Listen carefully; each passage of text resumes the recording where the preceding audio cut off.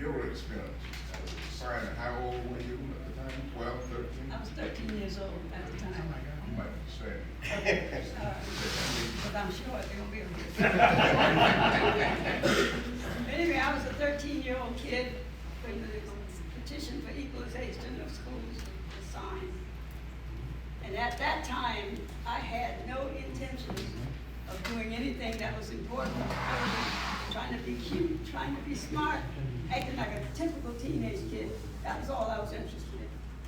And I also want to note that I was a good speller, so I won spelling bees all the time. So I beat the kids out that way too. But anyway, when the petition was signed, if I may use an expletive, I don't generally do that, but all heck broke loose in Summerton.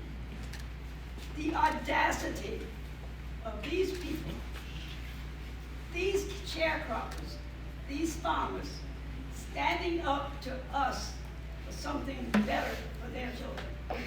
And believe me, when they did that, they stood up for all kids all over America. I had no idea what would happen to our parents, but we quickly learned what was going to happen. They all lost their jobs. Many of them had to move from their farms when they were sharecroppers. Many of them had to leave town in order to survive.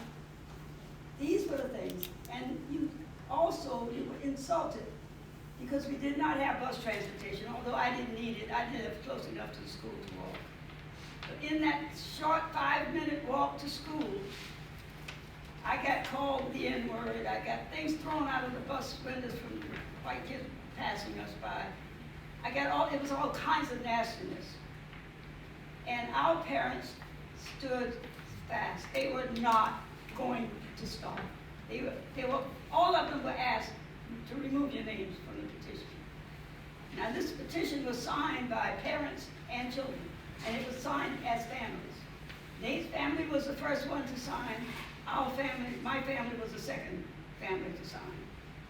And so the parents kept us strong. They told us this was worth fighting for, and if they didn't do it, who would do it? So I view them as my heroes. They are all my heroes. And every opportunity I get to talk about them, I call them my heroes. And they will always be my heroes. Amen.